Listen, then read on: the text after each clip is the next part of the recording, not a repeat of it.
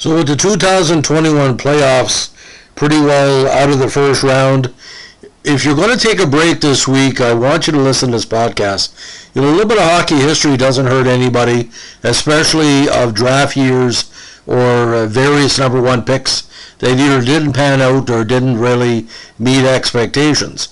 Now, what about a whole draft not meeting expectations? Well, 1975 was one of them. Now, the NHL draft in 1975 was a transition year. The WHA was still around. There was not a bastion of high-level players out there that were going to be earth-shattering because majority of the good players that came in the NHL were in drafts 3 to 5 years previous. Now, this year had some good players, but not enough to qualify it.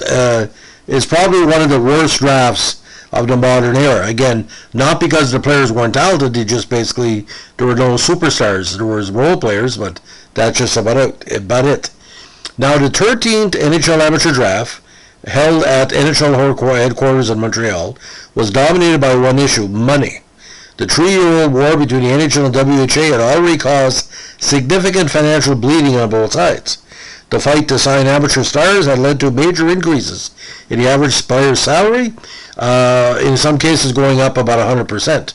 Teams were shelling out unprecedented amounts of cash to stay competitive, and NHL President Clarence Campbell expressed grave concerns about the sport's future. Now, I know this probably led to at least 3 franchises shifting or merging in the next 4 years, but we've talked about it in previous podcasts: Minnesota, Cleveland, Kansas City, et al. Now, as teams prepared for the draft, they worried about the money they might have to offer their top rookies.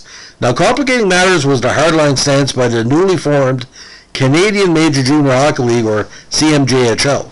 Upset by the loss of so much talent in '74, the CMJHL countered with 2 moves. First, it decided to allow up to 4 overage juniors to compete on each of his teams in 1976. This enabled the CMJHL to raise the NHL and WHA's price for drafting a 20-year-old still technically eligible for Major Junior. Second, the CMJHL instituted a sliding cost scale for the drafting of its players. The cost for an early round 20-year-old was raised from $20,000 to $23,000. The cost for 19-year-olds was substantially higher, and the cost for the top 18-year-olds was set to, get this, $100,000 per player. Now, the NHL and WHA avoided the issue by agreeing not to draft underage players in '75. The WHA's Toronto Toros, however, intended to sign underagers Mark Napier, John Tonelli, and John Anderson for the '76 season, and the Canadian Amateur Hockey Association demanded payment, which the Toros refused. The WHA still owed the CHA $190,000 for players drafted in '74, and the NHL said it saw no reason to pay for its 1975 draft picks if the WHA was not meeting its own obligations. The heated issue remained unsettled by the time draft day arrived on June 3rd, and was finally put to rest when the WHA paid the balance of his debt to a CHA in August '75. Now, how does this work, ladies and gentlemen? As an amateur, you signed to the card.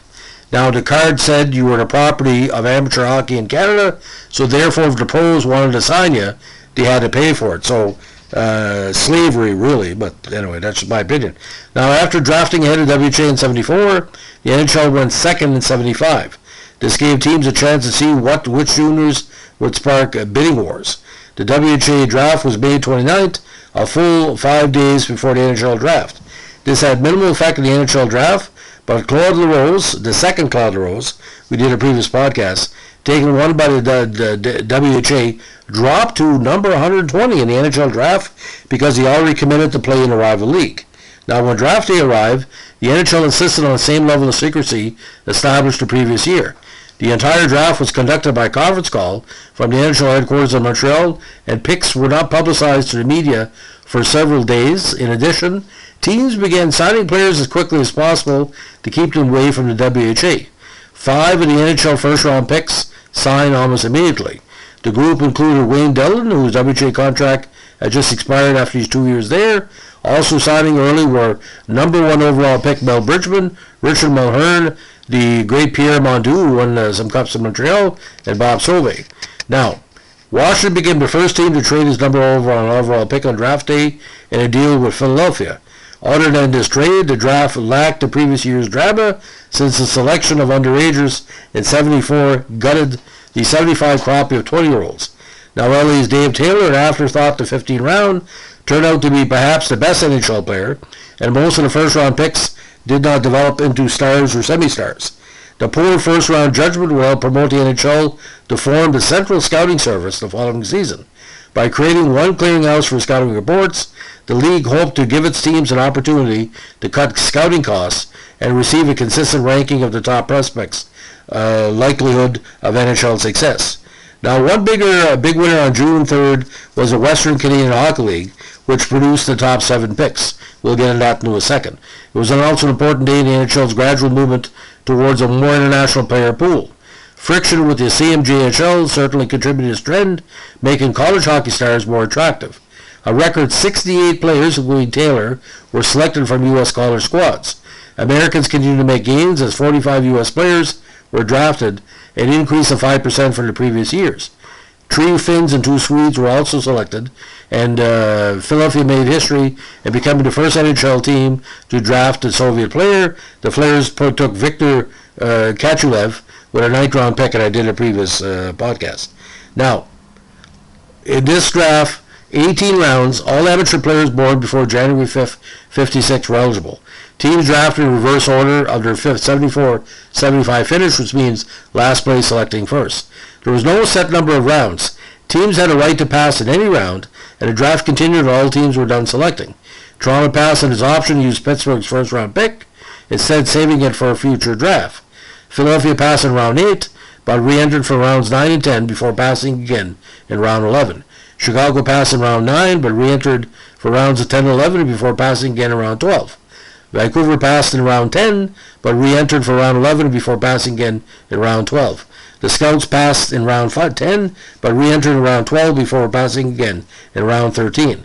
St. Louis passed in round 10, but re-entered for rounds 12 and 13 before passing again in round 14. California, Boston, and Buffalo passed in round 11. Detroit passed in round 12. Washington, Minnesota, and the Islanders passed in round 13. Atlanta passed in round 13, but re-entered for round 18.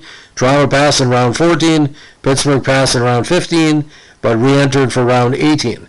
New York Rangers and LA passed in round 17, and Montreal passed in round 18.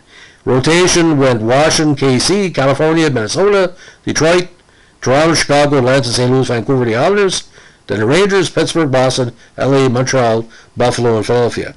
Now, again, the new CMJHL charged amateur rate of $23,000 per player for premium juniors, and the league paid the total as a lump sum. And team could offer a player contract at any time after the draft. Now, the number 1 pick, of course, was Mel Bridgman, who never really amounted more than a second, third line player. Not too major. Now, 87 players made the NHL, or 40%. 8 won the Stanley Cup, 3.7%. Most NHL games was Taylor, of course, 1-1-1-1. Most playoff games, Bridgman, 125. Of course, the non-player from Montreal, Robin Sandler, was a bust at 9. And lowest pick to reach, of course, was Taylor, number 210. Players drafted, including 126 forward, 65 defense, and 26 goalies, and 217 picks in total. Now, first round. Just recap here. Mel Bridgman, number 1, Philly. Then Barry Dean, Kansas City. Ralph Klassen, California. Brian Maxwell, Minnesota. Ricky LaPointe, Detroit. Don Ashby, Toronto. Glenn Vajak, Chicago. Richard Mulhern, Atlanta. Robin Sadler, of course, Montreal from St. Louis. Rick Blight, Vancouver. Pat Price, New York. Wayne Dillon, New York Rangers. 13, Gord Laxon, Pittsburgh. 14, Doug Albert, Boston. Pierre Mondu, Montreal from L.A. Tim Young, L.A. from, in all reasoning, L.A. Bob Solvay, 17 for the Sabres, and Alex Forsythe for Washington. Now, the St. Louis Blues first-round pick went to Montreal, a result of a trade that included Montreal's first and third in 73 to St. Louis exchange for St. Louis first in 73, fourth in 73, and first in 75. L.A. Kings' first-round pick went to the Habs as a result of a trade 4 years previously. that sent Dennis DeJordy, Dale Hoganson, Noel Price, Doug Robinson to Montreal in exchange for Rogie Vachon and Montreal's option to swap 1975 first-round picks with LA. Now, the Montreal Canadiens' first-round pick went to LA as a result of trade on November 4th, 71 that sent DeJordy, Hoganson, Price, and Robinson to Montreal in exchange for Vachon and Montreal's option to swap 75 first-round draft picks with LA, if you can keep up with that. So, Montreal shifted twice in that round.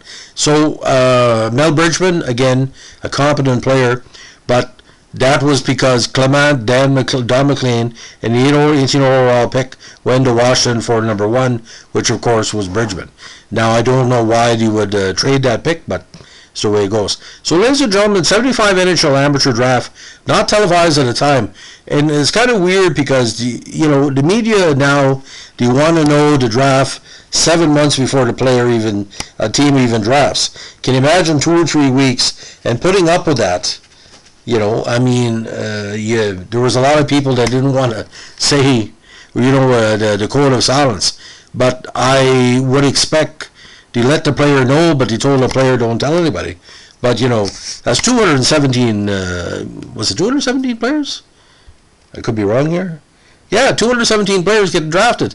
So you had to tell all 217, shh. Keep it to yourself. Anyway, that's the way it goes. So that's the story of the 1975 NHL Amateur Draft. If you like what we're doing here with our Vintage NHL podcast, please let us know with a like, comment, or subscribe.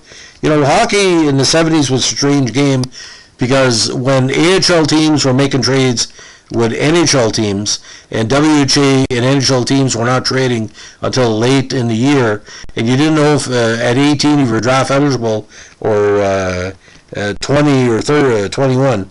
It was a weird time for, as you say, selections.